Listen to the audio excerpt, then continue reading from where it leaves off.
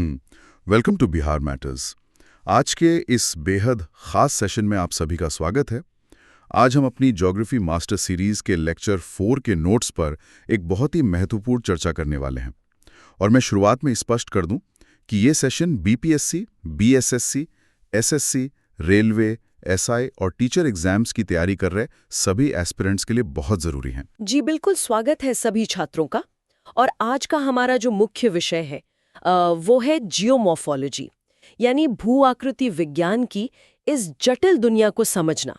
हम गहराई में जाकर ये देखेंगे कि विभिन्न प्रकार की चट्टानें कैसे बनती हैं और पृथ्वी को आकार देने वाली वो कौन सी प्रक्रियाएं हैं जो लगातार काम कर रही हैं। हाँ, और क्योंकि हमारे ये जो नोट्स हैं ये सीधे तौर पर कक्षा 9 और 11 की एनसीईआरटी और जियोलॉजिकल सर्वे ऑफ इंडिया यानी जीएसआई जैसे प्रामाणिक स्रोतों से तैयार किए गए हैं, तो हम पूरे एकेडमिक फोकस के साथ उन बारीक पॉइंट्स पर रोशनी डालेंगे जहां अक्सर प्रतियोगी परीक्षाओं में सवाल उलझाते हैं। बिल्कुल, हमारा उद्देश्य यही है कि कॉन्सेप्ट्स पूरी तरह क्लियर हों। तो चलिए बिना किसी देरी के इस लेक्चर की शुरुआत करते हैं। राइट। तो सबसे पहले मैं इसी भारी भरकम शब्द से शुरू करना चाहूँगा, जियोमॉर्फोलॉजी। मतलब अगर हम पृथ्वी के इस बाहरी रूप को या कहें कि लैंडफॉर्म्स को समझना चाहते हैं, तो एक छात्र को अपनी शुरुआत कहाँ से करनी चाहिए? देखिए, शुरुआत हमेशा उस बुनियादी सामग्री से होती है जिससे ये पूरी पृथ्वी बनी है। जियोमॉर्फोलॉजी या जियोमॉर्फोलॉजी के अध्ययन में हम मुख्य रूप से 3 चीजें देखते हैं। पहली है स्थलाकृतियों का अध्ययन, दूसरी उन प्रक्रियाओं का अध्ययन जो पृथ्वी की सतह को आकार देती हैं जी। और तीसरी ये समझना कि समय के साथ इन परिदृश्यों या लैंडस्केप्स का विकास कैसे होता है। लेकिन इन सब के केंद्र में एक ही सबसे बेसिक यूनिट है और वो है चट्टान यानी रॉक। अच्छा, मतलब रॉक। हाँ, वैज्ञानिक परिभाषा के अनुसार अगर देखें तो चट्टानें खनिजों के प्राकृतिक रूप से पाए जाने वाले ठोस समुच्चय हैं। इंग्लिश में कहें तो सॉलिड एग्रीगेट्स ऑफ मिनरल्स। तो इसे मैं एक आसान एनालॉजी से समझने की कोशिश करता हूँ। क्या ये ऐसा है कि जैसे किसी भी विशाल इमारत के डिजाइन को समझने के लिए हमें सबसे पहले उसकी ईंटों के बारे में जानना पड़ता है? बिल्कुल सही कहा आपने। मतलब कि वो ईंट लाल मिट्टी से बनी है या सीमेंट से, क्योंकि उसी से तो तय होगा कि इमारत कितनी मजबूत है। एकदम सटीक उदाहरण है ये। बिना ईंट को समझे आप इमारत की प्रकृति नहीं समझ सकते। और जब हम पृथ्वी की इन ईंटों यानी चट्टानों को देखते हैं तो निर्माण की प्रक्रिया के आधार पर एनसीईआरटी इन्हें मुख्य रूप से 3 श्रेणियों में बांटता है। अच्छा, 3 श्रेणियां। जी, और इनमें सबसे पहली श्रेणी है इग्नियस रॉक्स यानी आग्नेय चट्टानें। इन्हें प्राइमरी रॉक्स या प्राथमिक चट्टानें भी कहा जाता है। प्राथमिक चट्टानें मतलब ये वो बिल्कुल पहली ईंट है जिससे पृथ्वी के निर्माण की शुरुआत हुई। लेकिन मेरा सवाल ये है कि ये पहली ईंट बनी कैसे? क्या ये शुरू से ही इतनी ठोस थी? नहीं, बिल्कुल नहीं। इसका निर्माण अत्यधिक गर्मी से होता है। पृथ्वी के अंदर गहराई में जो पिघला हुआ मैग्मा होता है या फिर ज्वालामुखी के जरिए सतह पर बहने वाला लावा जब ठंडा होकर ठोस रूप ले लेता है, तब जाकर ये इग्नियस चट्टानें बनती हैं। राइट। अब देखिए, प्रतियोगी परीक्षाओं में जो सवाल अक्सर पूछा जाता है वो इनके प्रकारों को लेकर होता है। इनके ठंडा होने की जगह के आधार पर इन्हें 2 प्रकारों में बांटा जाता है। एक है इंट्रूसिव या प्लूटोनिक चट्टानें और दूसरी है एक्सट्रूसिव या ज्वालामुखीय चट्टानें। या मुझे थोड़ा कंफ्यूजन है और शायद छात्रों को भी होता होगा। इंट्रूसिव और एक्सट्रूसिव का ये जो अंतर है, क्या ये सिर्फ जगह का है या इनकी बनावट भी अलग होती है? इनकी बनावट में बहुत बड़ा अंतर होता है और यही एग्जामिनर का फेवरेट सवाल भी है। तो क्या हम इसे कुकिंग से जोड़ सकते हैं? मतलब मैं सोच रहा था कि जैसे अगर हम किसी गर्म चाशनी को बहुत धीरे धीरे कमरे के तापमान पर ठंडा करें तो उसमें चीनी के बड़े बड़े दाने या क्रिस्टल बन जाते हैं। जी बिल्कुल। लेकिन अगर हम उसी खौलती हुई चाशनी को अचानक से फ्रीजर में डाल दें तो वो तुरंत जम जाएगी और उसकी सतह एकदम चिकनी होगी, उसमें दाने नहीं बनेंगे। क्या चट्टानों के साथ भी एग्जैक्टली ऐसा ही होता है? हाँ, ये कुकिंग वाला उदाहरण बहुत ही शानदार है। दरअसल ये कूलिंग प्रक्रिया के पीछे के पूरे विज्ञान को स्पष्ट कर देता है। देखिए, जब मैग्मा पृथ्वी की सतह के बहुत नीचे गहराई में होता है, जिसे हम इंट्रूसिव कहते हैं, तो वहाँ तापमान बहुत अधिक होता है। अच्छा, तो वहाँ ठंडक नहीं होती? बिल्कुल नहीं।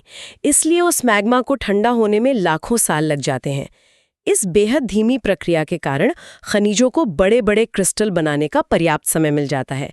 इसीलिए इंट्रूसिव चट्टानें दानेदार होती हैं।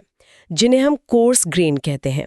इसका सबसे अच्छा उदाहरण ग्रेनाइट है। ओ, तो ग्रेनाइट एक इंट्रूसिव चट्टान है और एक्सट्रूसिव इसका बिल्कुल उल्टा होगा। मतलब जब ज्वालामुखी फटता है और लावा बाहर आ जाता है। एकदम सही। जब लावा पृथ्वी की सतह पर आ जाता है तो बाहरी हवा या पानी के संपर्क में आने से वो बहुत तेजी से ठंडा होता है। तेजी से ठंडा होने के कारण बड़े क्रिस्टल बन ही नहीं पाते और हमें बेसाल्ट जैसी महीन या फाइन ग्रेन्ड चिकनी चट्टानें मिलती हैं। समझ गया। बेसाल्ट एक्सट्रूसिव का उदाहरण है। इन इग्नियस चट्टानों की बनावट के अलावा और क्या खासियतें होती हैं जो एग्जाम्स में पूछी जा सकती हैं? सबसे बड़ी बात कि ये बेहद कठोर और सघन होती हैं। इनकी संरचना क्रिस्टलीय होती है और एक बहुत ही महत्वपूर्ण फैक्ट जो एग्जाम में अक्सर स्टेटमेंट के रूप में सीधा आता है वो ये कि इनमें कोई भी जीवाश्म यानी फॉसिल्स नहीं पाया जाता। हाँ, तो ये तो जाहिर सी बात है। मतलब अगर कोई चीज सीधे खौलते हुए लावा से बन रही है तो उसमें किसी पेड़ पौधे या जानवर के हड्डी के बचने का कोई सवाल ही नहीं उठता। वो तो तुरंत जलकर राख हो जाएगा। बिल्कुल सही लॉजिक है। और आर्थिक दृष्टिकोण से भी छात्रों को याद रखना चाहिए कि ये चट्टानें बहुत महत्वपूर्ण है क्योंकि ज्यादातर धात्विक खनिज जैसे लोहा, सोना, चांदी इन्हीं इग्नियस चट्टानों में मिलते हैं। अच्छा। इसके अलावा इंट्रूसिव चट्टानों में कुछ खास आकृतियां बनती हैं। जब मैग्मा जमीन के अंदर ही अलग अलग आकारों में भरकर ठंडा होता है तो वो कुछ विशेष रूप ले लेता है। जियोमॉर्फोलॉजी में इन्हें बैथोलिथ, लैकोलिथ, डाइक और सिल कहा जाता है। ये नाम तो काफी तकनीकी लग रहे हैं। क्या हम इनमें से किसी एक दो को विजुअलाइज कर सकते हैं? मतलब ये डाइक और सिल क्या होते हैं?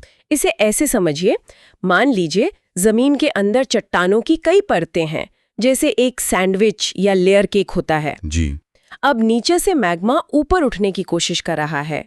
अगर वो मैग्मा उन परतों को चीरता हुआ बिल्कुल सीधा लंबवत रूप में ऊपर की तरफ एक दीवार की तरह जम जाए तो उसे डाइक कहते हैं। अंग्रेजी में वर्टिकल इंट्रूजन। अच्छा, तो वर्टिकल कट मारा तो डाइक हो गया। हाँ, और अगर वो मैग्मा सीधा ऊपर जाने के बजाय चट्टान की दो परतों के बीच में क्षैतिज या हॉरिजॉन्टल रूप से घुसकर जम जाए तो उसे सिल कहते हैं। हॉरिजॉन्टल परतों के बीच में सैंडविच हो गया तो सिल। ये काफी आसान हो गया याद रखने के लिए। तो ये थी हमारी प्राथमिक चट्टानें। लेकिन प्रकृति में कुछ भी हमेशा एक जैसा तो नहीं रहता। मौसम और समय की मार से इन कठोर इग्नियस चट्टानों में भी टूट-फूट होती ही होगी। बिल्कुल होती है। तो यहीं से हम दूसरी श्रेणी यानी द्वितीयक या सेडिमेंट्री चट्टानों की तरफ बढ़ते हैं, जिसे अवसादी चट्टानें भी कहते हैं। जी। प्रकृति लगातार अपना काम कर रही है।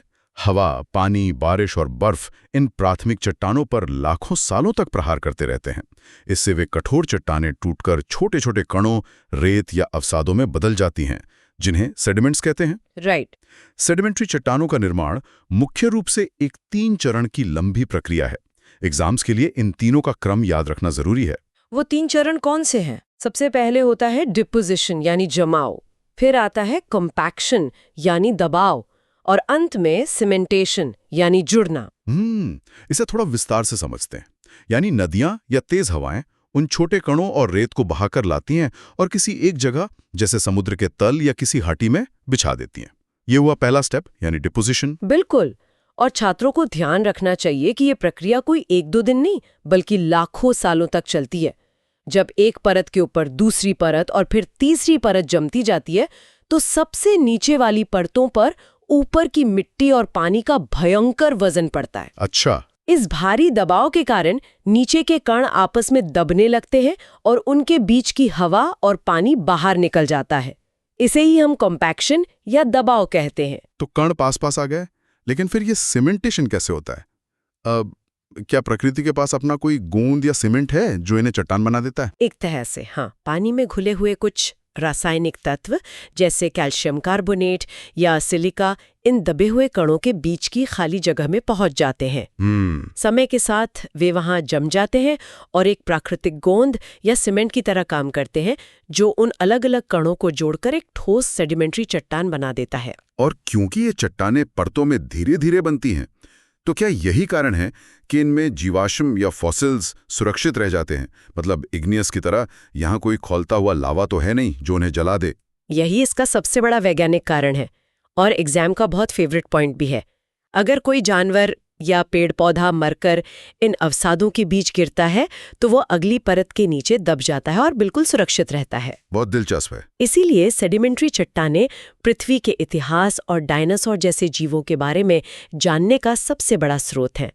इनमें परतें होती हैं जिन्हें स्ट्रैटिफाइड रॉक्स भी कहा जाता है। उदाहरण क्या हो सकते हैं जो एग्जाम्स में पूछे जाते हैं?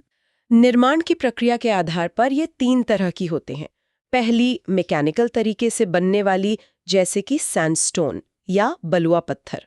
दूसरी केमिकल तरीके से, जहां पानी में घुले हुए खनिज वाष्पीकरण के बाद जम जाते हैं, जैसे कि लाइमस्टोन यानी चूना पत्थर। और तीसरी है ऑर्गेनिक या जैविक तरीके से बनने वाली चट्टानें, जो मृत पेड़ पौधों और जीवों के लाखों सालों तक दबने से बनती हैं।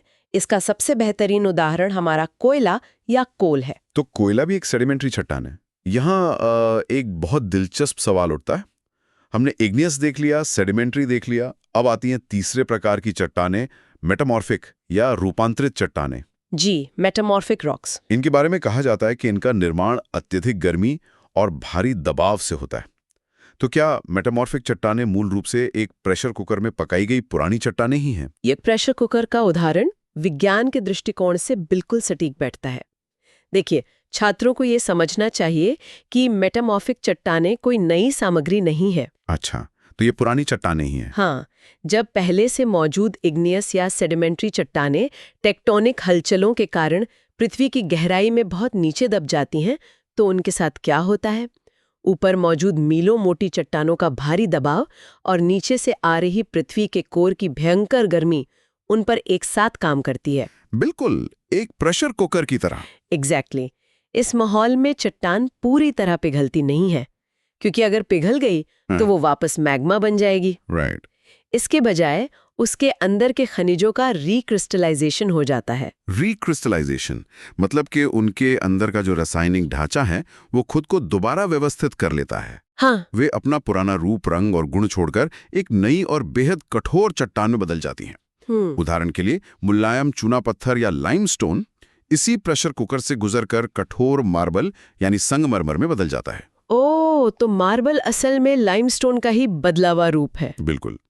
इसी तरह शेल नाम की सेडिमेंट्री चट्टान स्लेट में बदल जाती है और दानेदार ग्रेनाइट, जो कि इग्नियस था, वो बदलकर नीस या ग्नीस बन जाता है। इसमें एक सोचने वाली बात है। हमने अभी कहा कि लाइमस्टोन में जीवाश्म होते हैं। जी। तो जब वो लाइमस्टोन मेटामॉर्फिक प्रक्रिया से गुजरकर मार्बल बनता है, तो उन जीवाश्मों का क्या होता है? क्या हमें मार्बल में डायनासोर की हड्डियां मिल सकती हैं? ये बहुत ही शानदार और ट्रिकी सवाल है और इसका जवाब है नहीं, बिल्कुल नहीं। ऐसा क्यों? जब लाइमस्टोन उस भयंकर गर्मी और दबाव से गुजरता है तो उसके अंदर मौजूद हर तरह का जैविक अंश या जीवाश्म पूरी तरह से कुचलकर और जलकर नष्ट हो जाता है। इंग्लिश में कहें तो ऑब्लिटरेटेड, मतलब कोई नामो निशान नहीं बचता। बिल्कुल। यही कारण है कि मेटामॉर्फिक चट्टानों में जीवाश्म कभी नहीं पाए जाते, भले ही वे किसी ऐसी सेडिमेंट्री चट्टान से बनी हो जिसमें मूल रूप से जीवाश्म मौजूद थे। ये जानकारी वाकई चौंकाने वाली है और मुझे यकीन है कि परीक्षा में ये पॉइंट बहुत काम आएगा। अब अगर हम इन तीनों चट्टानों, प्राथमिक, द्वितीयक और रूपांतरित को एक साथ रखकर देखें तो रॉक साइकिल का कॉन्सेप्ट सामने आता है। मतलब पृथ्वी का अपना एक विशाल रिसाइकलिंग सिस्टम है। हाँ, और ये सिस्टम करोड़ों सालों से बिना रुके चल रहा है।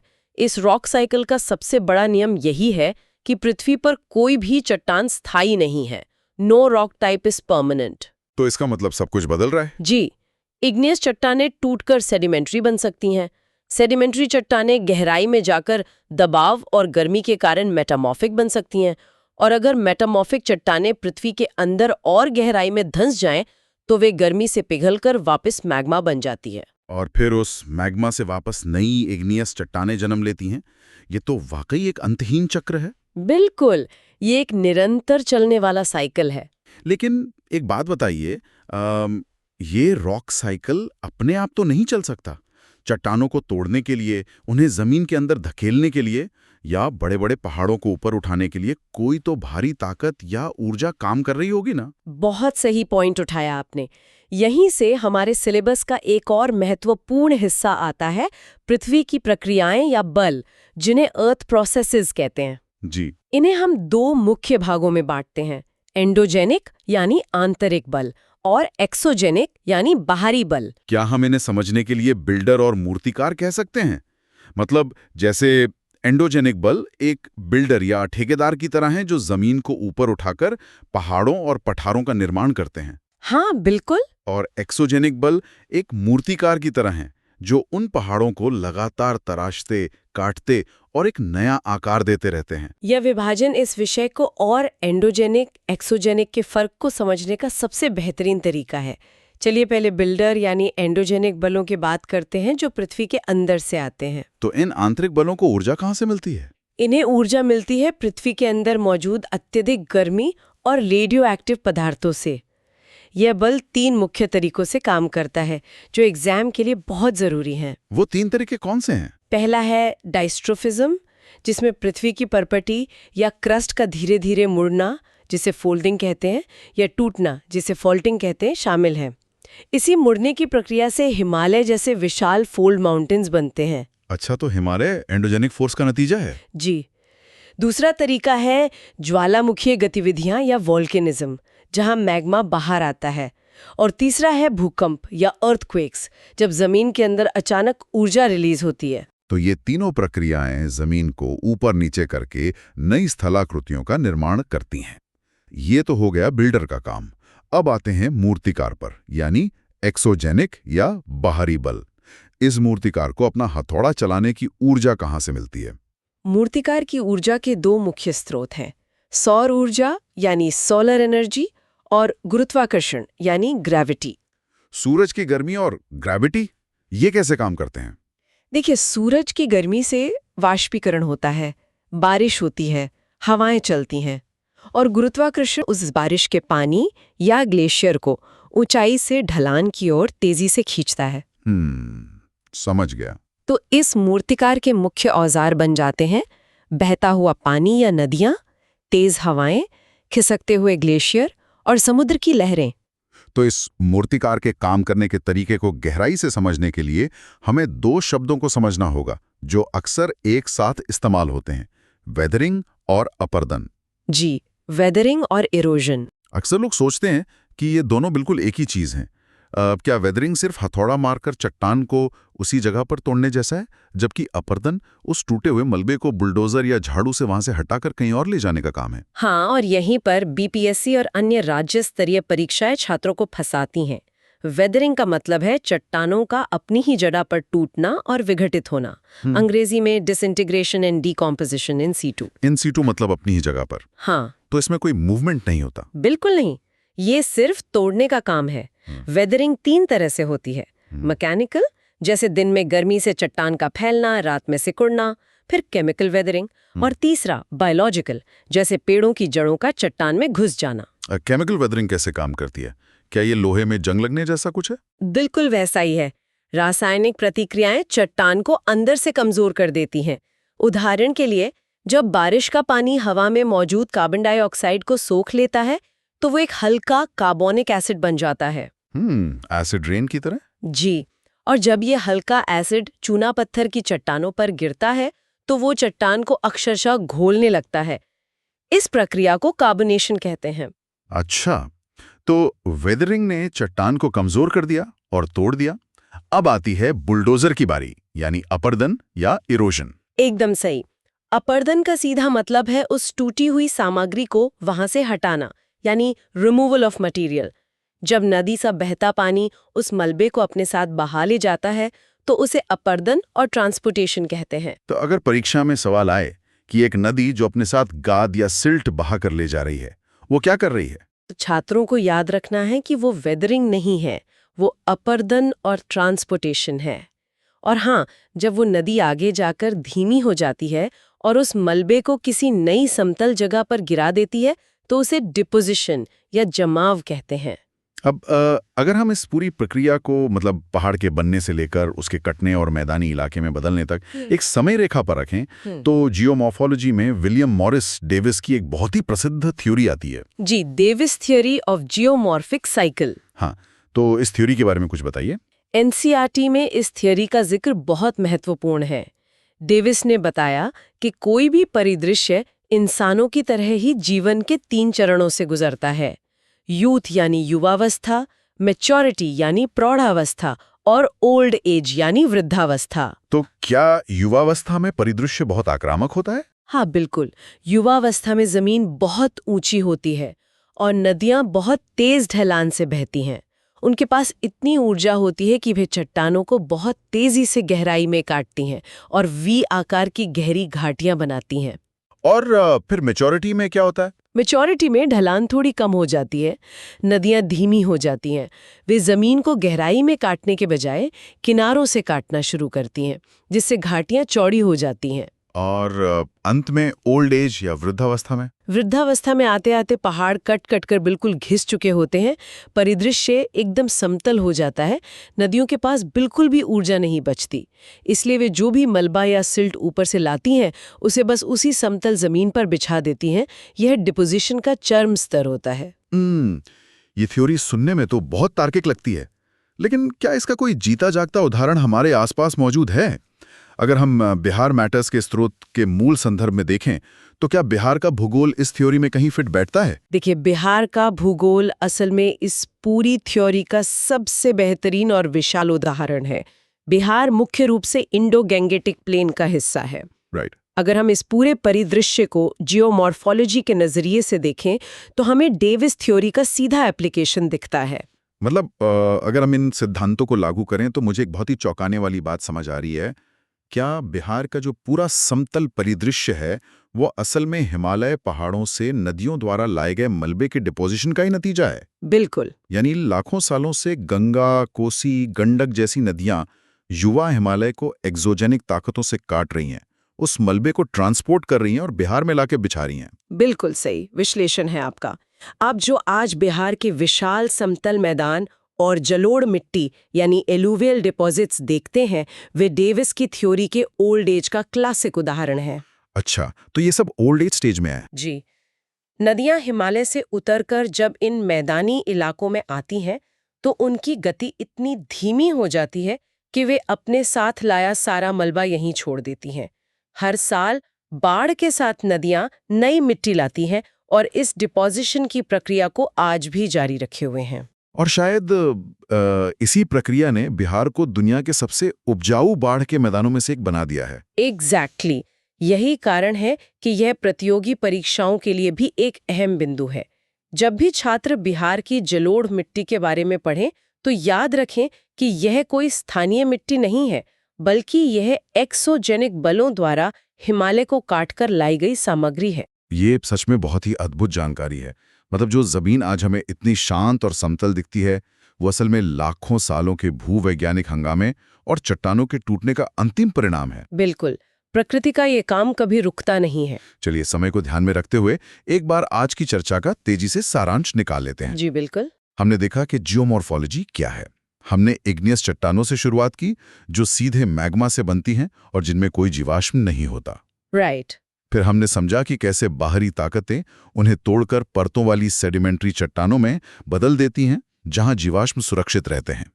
उसके बाद पृथ्वी की गहराई का प्रेशर कुकर उन चट्टानों को मेटामॉर्फिक चट्टानों में बदल देता है, जहां जीवाश्म पूरी तरह नष्ट हो जाते हैं और रिक्रिस्टलाइजेशन होता है। और इसके साथ ही हमने ये भी समझा कि एंडोजेनिक बल एक बिल्डर की तरह हैं जो हिमालय जैसे पहाड़ बनाते हैं। हाँ। जबकि एक्सोजेनिक बल वेदरिंग और अपर्दन के जरिए उन पहाड़ों को तराश कर बिहार जैसे विशाल और समतल मैदानों में बदल देते हैं। यह सब एक अंतहीन रॉक साइकिल का हिस्सा है। तो अंत में एक विचार जो मैं हमारे सभी एस्पिरेंट्स के साथ छोड़ना चाहूंगा।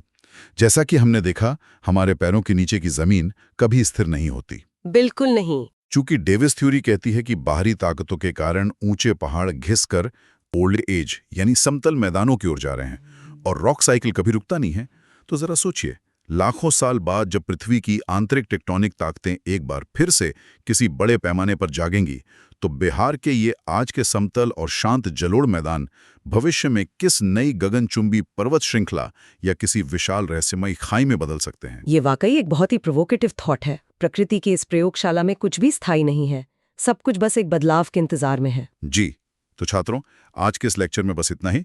इन सभी की पॉइंट्स को अच्छे से रिवाइज करें, क्योंकि ये एग्जाम्स में सीधे पूछे जाते हैं। सीखते रहिए और अगली बार जब आप जमीन पर चलें तो याद रखिएगा कि आप इतिहास के मलबे पर चल रहे हैं। आप सभी का जुड़ने के लिए धन्यवाद। This is Bihar matters signing off. अपनी तैयारी जारी रखें। धन्यवाद और ऑल द बेस्ट।